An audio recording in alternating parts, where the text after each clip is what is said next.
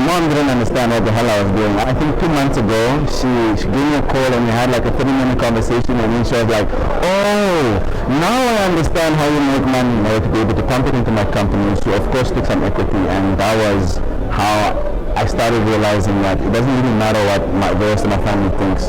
It's still a part of it, a really strong part of it that believes in what I'm doing right now. Now we have another entrepreneur from Namibia, Philemon. Philemon is like running an e-commerce like Amazon platform in Namibia for the youth and other households. So he is like another popular youth who is the role model in Namibia, and we are just going to have some of his sense that how he started, how he thought, what are the things that inspired him to take this kind of initiatives in his country to support the rural households, and not only the rural households, also the people, those who are very well connected in urban cities, they need this kind of digital support. Dr. Philemon, so welcome to this show, and I just want to know what were the point that where you decided that you should have this kind of platform. There was already many platforms like Amazon, Flipkart, this worldwide platform is available. So what was the need that you thought that to have your own e-commerce platform like Amazon? I think initially there was a huge lack of products that were available in the Namibian market, and the products that were available were quite expensive. And because of the lack of this access to products, my partner and I, my partner is actually a Chinese guy, Ji Ying. We met in Namibia. We used to work together in a real estate company actually. He told me about his previous experiences in the e-commerce industry already. He was one of the first investors for one of the e-commerce companies in China. It's just slipping my mind right now. It's been a bit of a long day. But he gave me the idea and said, how about we start adding value to Namibian lives? The first thing that came to mind was agriculture. But agriculture is, of course, labor intensive and capital intensive. So the next thing we could do was import and export. But how do we do this in a digitized way? How do we actually make a footprint and we don't become those guys who just import random products and export random products? And that's when we came across the idea of starting an e-commerce platform for drop shipping initially. After drop shipping happened, COVID literally came in and sort of wiped that business model away, and we had to start experimenting and pivoting. And that's when we decided to start looking into how we can construct Namibia's marketplace, because that's what we don't have. We still don't do a lot of online shopping in Namibia and many other Southern African countries. So is it in a local language or in English language? Yeah, actually Tololi that's the name of the store. It's in a local language, the most spoken language in Namibia, and it actually means trolley, like where to carry your groceries and stuff. So it's trolley in the language. So what kind of response you got when you launched it? So first, that there is a technology challenge there must be. Another thing, that the customer to engage and do the marketing, that is another challenge, especially in the country which is very still struggling to come into the mainstream, although the GDP is very good, but if you see in a practical way, it's not easy. So how did you manage that? I guess it's something that we're still managing, to be honest. Initially when we launched our prototype, it was just a prototype. It was just an Instagram page. Like I said, July 2019, that's when we created this company. We started running it on Instagram, and we started finding out what the customers actually want from us. So we'd ask them, hey, these products are available, what are you looking for? We allowed customers to request on our platform on Instagram to find out, okay, customers really like fashion items when it comes to our page, or customers really like electronic items. We started figuring that out, and then we launched our Shopify prototype in March 2020. And we had a little bit of a kick from COVID, because on the 24th of March, around there, was when our president said, you guys are locked down, can't move anymore. That means everyone is online. And then we took that as a sign that now is our time to actually get our name out to the customers. We started pushing. Our revenue was increasing quite steadfast. The first month was about 30,000 Namibian dollars, which is just over 100,000 rupees. which is not so crazy, but like for something that you're starting up and seeing if you can get your first dollar, that's a lot of money for you. So on month-to-month growth, we went from 50% to 100% growth, and then COVID really kicked us in the bum because we realized we have to import stuff, and that means the shipping rates increase, and the times for the products to get to Namibia also increased. So that means we were less effective as a company. We lost a lot of customers, and that's when we had to start pivoting to become a marketplace. So there's a lot of learning, a lot of experimenting. A quick start because of COVID, but also a big drawback because of COVID as well. So I think that this your gray hair is due to the impact of COVID. Yeah, definitely due to the impact of COVID. Yeah, I like to keep the hair white because it's always nice to surprise someone and let them know or see how they look in their eye when that matches my energy, and also like for them to know that just because my hair is white doesn't mean my brain cells are damaged. I can still have a conversation with you. Yeah, so I'm trying to challenge myself to have this white hair for the rest of the year. Right. So what was the response when you were having a tough time due to COVID and everything was going haywire? So what were the response of your family first and then your friends? So obviously my family thought I was crazy. A lot of them didn't even know what I was doing. So even for me to say that they thought I was crazy is a bit far-fetched because my mom didn't understand what the hell I was doing. I didn't tell her what I was doing until I launched my first prototype. Until she started pushing me to get a job, and I said, wait, I'm busy with something. And then it took her about a whole, what's crazy is that we registered our business in July 2019. My mom, I think 2 months ago, she gave me a call and we had like a 30-minute conversation, and then she was like, oh, now I understand how you make money. So it really took some time. Even my mom, someone who's been beside me throughout my whole life, even as a single mom, someone who doesn't understand what I'm pushing for but is still able to stand behind me and push for it. Sometimes she will tell me, go and get a job, go and do something that will allow me to see money immediately. But I think she saw the dream.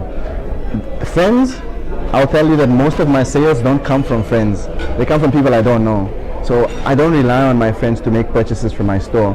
And if I did, then it wouldn't be an effective store because it would just be your friends buying things from you.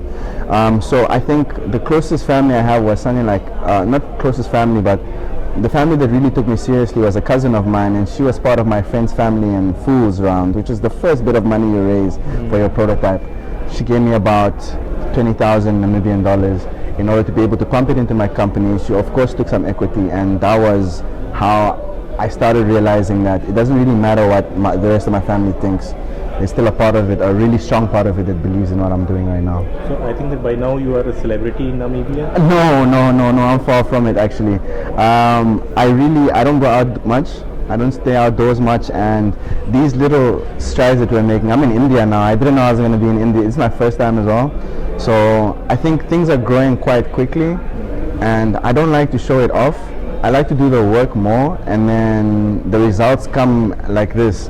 I'm not posting too much that I'm going to India, but the opportunities come themselves because I'm actually willing to put the work in for it. And I put the work in for it because I want to be the best at whatever I do. You suggested that, and you practice that you don't post yourself that what you're going to do. And now in the social media, everybody does every second that what they're eating, what they're doing. It's like, people are crazy after that. Yeah. So how you have the different perspective in this age, you are using the technology, you're techno savvy, and what you suggest to the youth, that what are the key points that between the technology and the social life and the practical life, how they should manage? Yeah, so of course there is going to be some sort of balance that you're fighting against.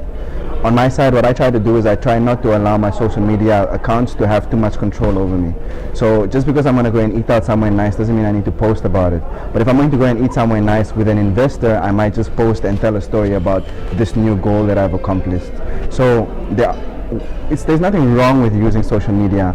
I think it's a great way to keep track of your goals, or to keep track of how far you've come so far. The other day I sat down, I was on my phone for maybe 15 minutes, and I was just going through my Instagram profile. I realized the last time I posted was about 2 months ago, but it was also a post about me pitching for the World Bank in Johannesburg in May. And I don't make too many posts, but it's nice to see the small incremental change or incremental growth that I'm actually covering throughout my journey. One social media platform that I do think that people should abuse is LinkedIn, and in the correct ways though, because that's how you grow your network. social media is important to grow your network because your network is your net worth. Yeah. So what are the suggestions to the youth, especially current age, that you are now a role model for your own country? Yeah. You know, and at this young age, that you have seen the challenges, you have seen the turbulence, you know, due to pandemic and everything, and even the loss in the market and everything, digital challenges, lots of things that you have seen, and you have overcome all those challenges, and now you are having a little bit smoother than before life, but still there are many challenges ahead. Also, when the competitor comes, when the big player comes in front of you, then it is like, you know, too much difficult, you know, to compete with such kind of people, those who have the financial background, but you are struggling for that. But here what you say, that those who are looking for shortcuts, those who are looking for easy way to get success and take the wrong path and anything, that they are going for a study outside but they are not concentrating on the study. So what are the things that you want to suggest with your experience?